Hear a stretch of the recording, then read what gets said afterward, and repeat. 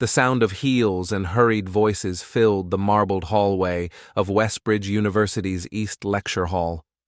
Emily adjusted her fraying backpack strap as she stepped inside the auditorium. The air was thick with perfume, ambition, and entitlement. Leather-bound notebooks snapped open in sync. Laptops glowed on polished wooden desks. She found a seat near the back, tucked into the corner, away from the clusters of students who exchanged knowing glances and silent scoffs. Who invited the janitor's daughter?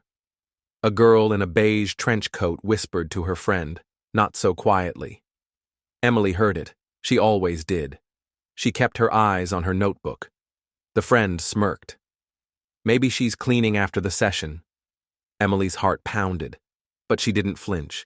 Instead, she took out a pen and wrote one word at the top of the page. Listen. At the front of the room, a tall man entered with quiet authority. Silver hair, sharp eyes, no-nonsense energy. Professor Grant.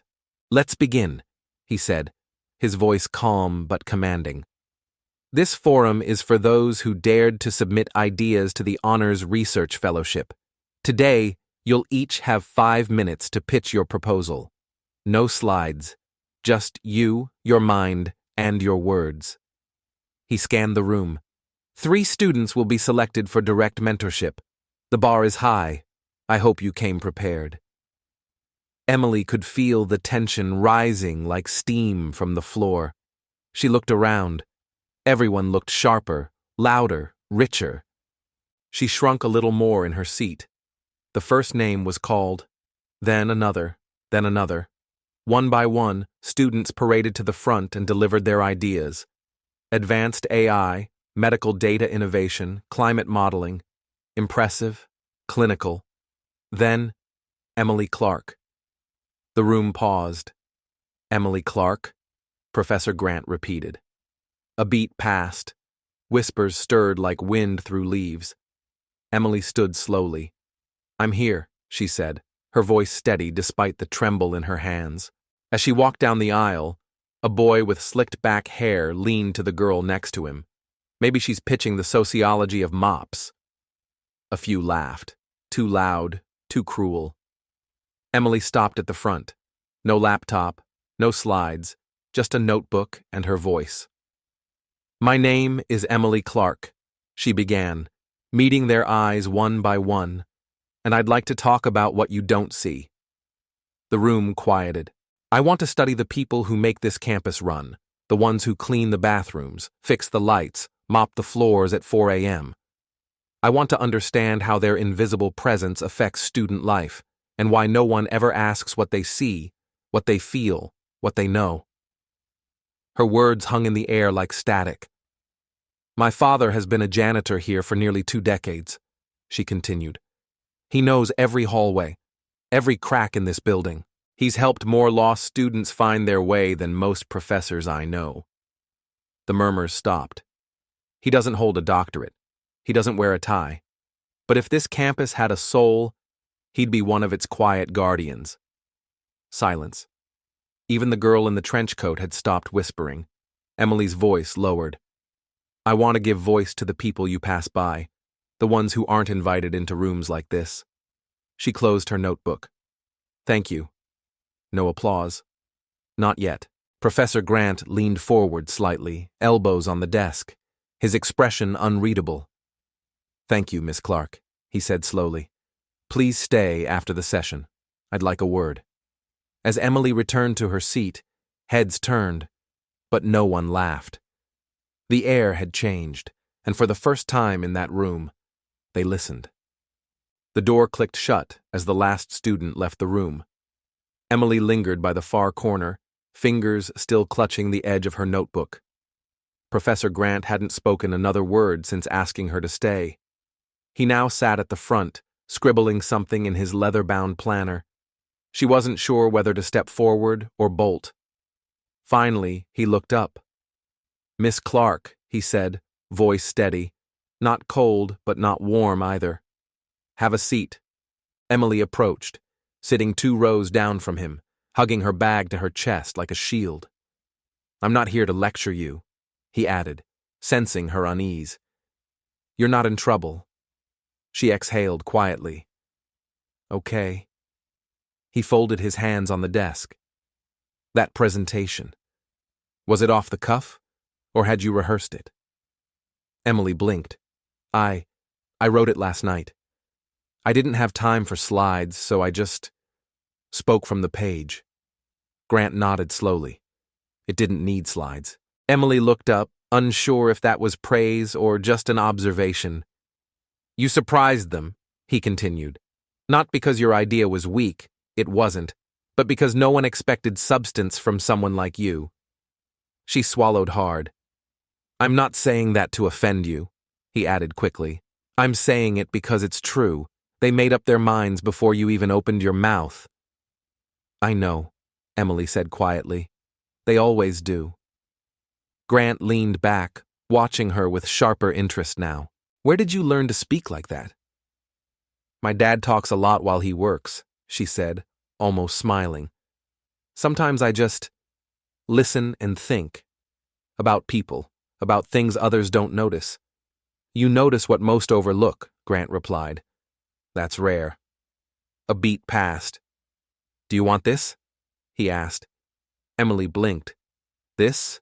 The research fellowship? Do you want it?" She hesitated. "More than anything. But I don't know if I belong in that room." Grant's eyes narrowed, not with judgment, but thought. "Belonging isn't about their approval, it's about your purpose. Your idea has legs. It's not glamorous, but it's real. And it matters." He tapped his pen against his notes. "I'm putting you through to the final round." Emily stared at him, stunned. "You're serious?" "I don't hand out charity, Miss Clark," he said with the faintest grin. "I expect excellence. You've shown the first spark. Now prove you can keep the fire going." Later that week. The hallway buzzed with chatter before the list went up.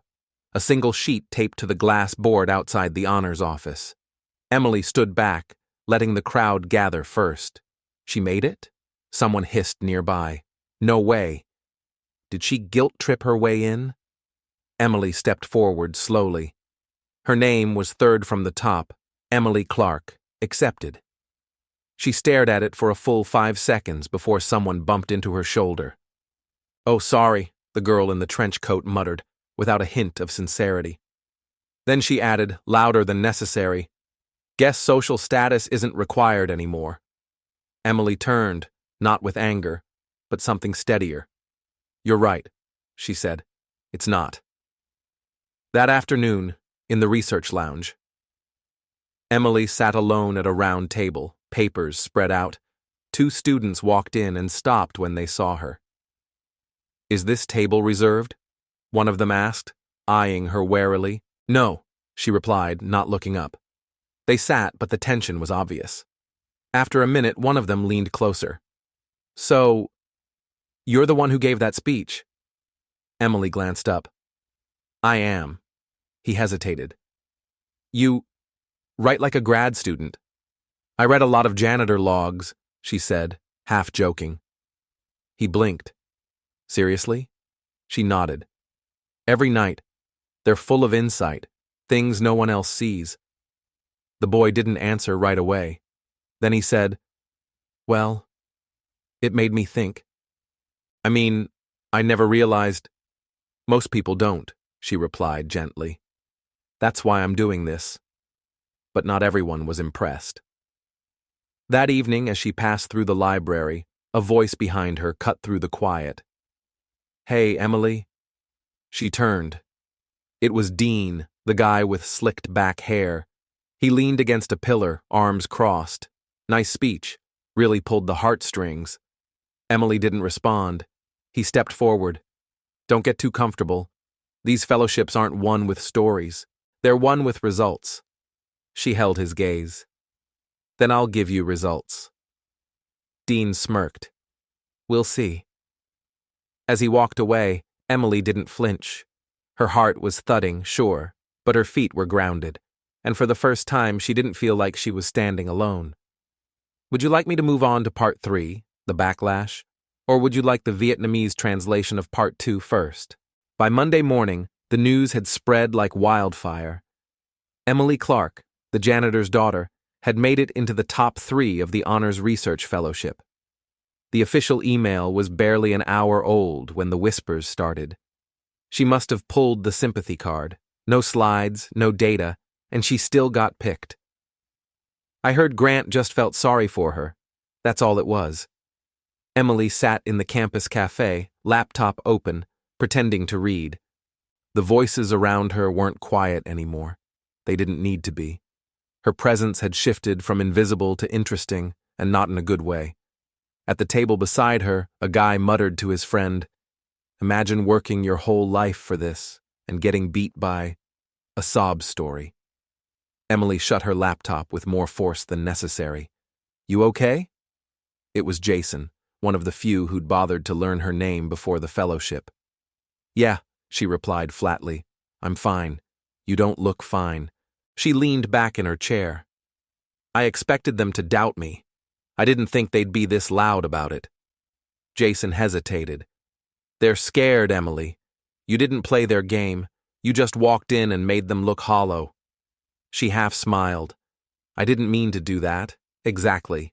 That's why it worked." The next day, all research fellows were called to a round-table seminar, a place meant for collaboration and sharing. Emily walked in early, as usual, papers tucked under her arm. Dean was already there, arms spread across the chairs like he owned the space. "Well, well," he said, not looking up. "The Queen of Pity speeches joins us." Emily sat down at the far end without answering. As the room filled, tension crackled under polite smiles. Grant entered last, with a tall woman in a blue blazer beside him. "This is Dr. Morris from Harvard," he announced. "She's visiting this week and will sit in on today's discussion." Emily straightened in her seat, heart pounding. "Let's begin with project updates," Grant continued. "Emily, you first." All eyes snapped to her. She cleared her throat. "I've begun collecting anonymous journals from custodial staff. I've categorized them by building zones and—" Dean cut in. "Wait, you're using janitor diaries as your primary data?" Emily looked up. "Yes. You do realize this is a research fellowship, right? Not a storytelling contest?" A few people laughed under their breath. Emily's hands tightened around her pen. Grant raised a brow. "Let her finish." Dean held up his hands. "I'm just saying, how does this qualify as valid data? There's no scientific framework, no peer-reviewed model." "Maybe because no one ever thought they were worth studying," Emily snapped before she could stop herself. The room went still. Dean leaned back, a slow smirk on his face. "Touched a nerve, huh?" "I'm here to give voice to people who've been invisible," she continued. "If that makes you uncomfortable, maybe that's the point." Dr. Morris finally spoke. Her voice was calm, but precise. "Mr. Dean," she said, "what Emily is doing is research. Ethnography, lived experience, and social narrative are pillars of qualitative inquiry. You may not be used to it, but that doesn't make it invalid." Dean stiffened. A few students avoided his gaze. Grant looked at Emily. "Continue." Emily's breath shook slightly as she picked up where she left off. But this time, no one interrupted. "Would you like me to continue directly with the next part of Part 3, or would you prefer a translation of this segment into Vietnamese first?" 2 days later, the class gathered for a small group workshop. Professor Grant wasn't present, just the students, seated in a loose circle around the table. Dean leaned back in his chair, tapping a pencil on the desk. "So, Emily," he said casually, "about your project. Are we doing activism now or actual research?"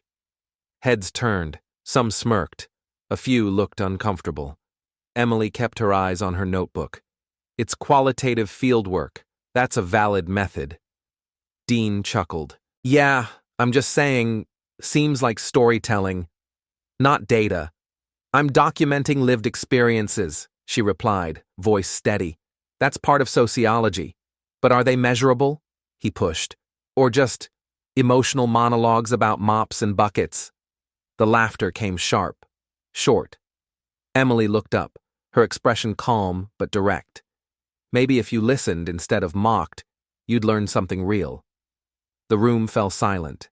For a moment, Dean blinked, as if surprised by her tone, then scoffed and leaned back. But the damage had been done. The moment she left, whispers followed her like shadows. Later that night, Emily sat alone in the dorm stairwell, her notebook limp in her hands. The hallway lights buzzed overhead, harsh and indifferent. She rubbed at her eyes. She wasn't crying, not exactly, just leaking. The door creaked open. It was Ava, the girl in the trench coat. She paused when she saw her. "Are you okay?" she asked softly, this time without the edge. Emily forced a half smile. "Do I look like I'm winning?" Ava sat beside her. Silence stretched. "I used to think people like you didn't belong here," Ava said quietly. "Now I think I'm scared because you actually do." Emily looked at her, stunned. "I'm not saying sorry," Ava added quickly. "But you were brave in there." Emily let out a shaky breath. "I just wanted to make something matter." "You did," Ava said. They sat there for a moment. Not friends, not enemies. Just two girls who were starting to see each other a little more clearly. And for the first time all week, Emily didn't feel completely invisible. Ready for part 4? Or would you like this translated into Vietnamese first? The seminar room buzzed with low voices and the scrape of chairs. It was a full session. All shortlisted students were expected to pitch the second round of their research updates. Emily walked in early, took her seat, and focused on her notes. She didn't notice Dean eyeing her from across the room. At exactly 10 a.m., Professor Grant entered, holding a single sheet of paper. He didn't stand behind the podium. He stood right in the middle of the room. "We're doing things differently today," he said. "One of you will lead the discussion." A few people exchanged confused glances. Grant scanned the room, then lifted the paper. "Today's lead presenter, chosen by the committee based on impact potential, is Emily Clark." The room stiffened. You could hear a pen drop.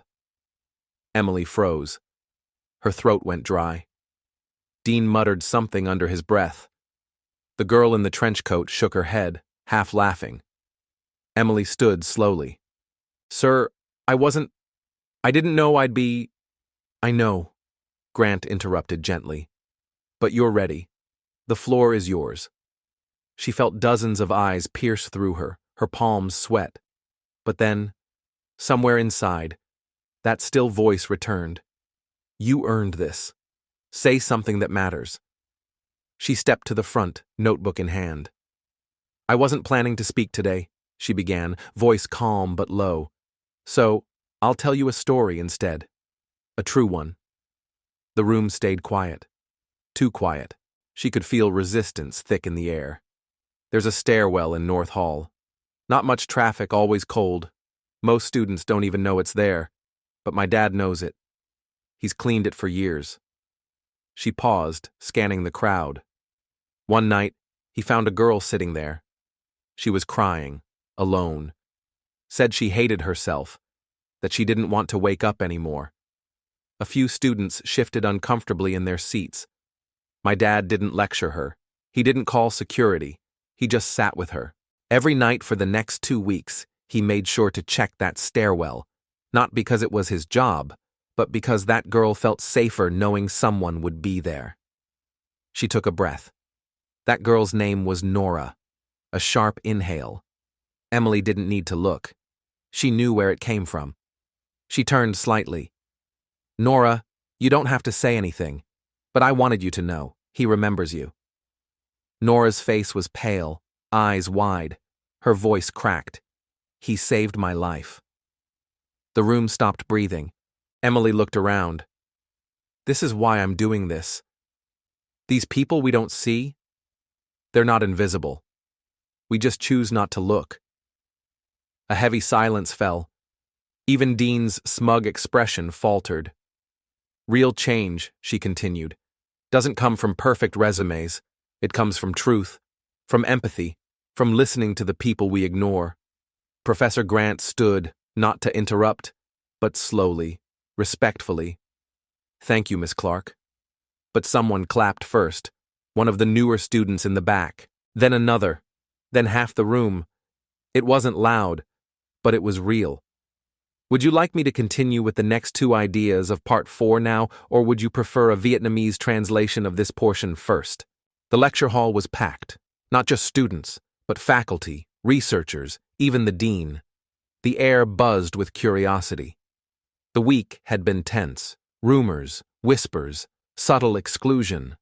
Emily felt it all. But now, here she stood again, not in the back row, but at the podium.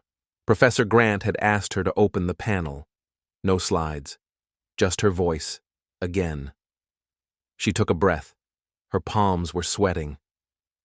"I want to tell you about a man who works here," she began, eyes scanning the crowd. "You've probably never heard his name, but he's cleaned your classrooms, fixed your heaters, and once saved someone's life." The room stilled.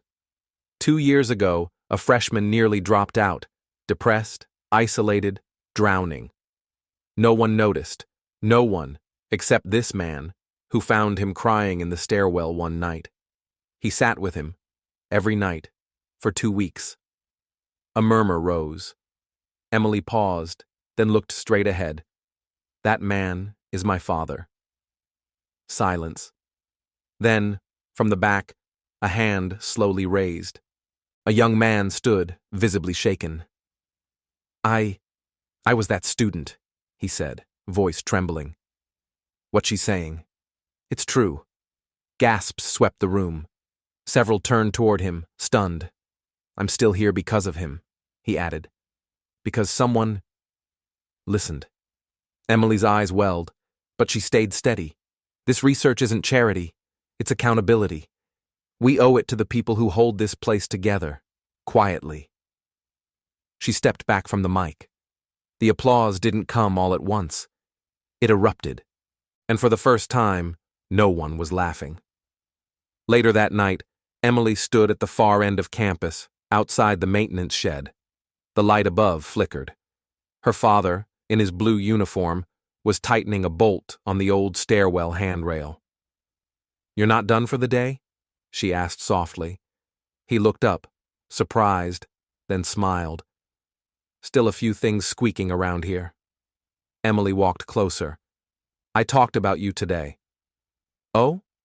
He raised a brow, wiping his hands on a rag, in front of the whole department. "Told them about the stairwell, about the student you helped." Her father grew quiet. "They clapped," she added. "A boy stood up, said you saved his life." He looked down at the ground, face unreadable. "You embarrassed me in front of the bolts," he murmured. Emily laughed, tears in her eyes. "Good." He sat on the step, gesturing beside him. She joined. "You proud of yourself?" he asked. She nodded slowly. "Yeah, but more proud of you."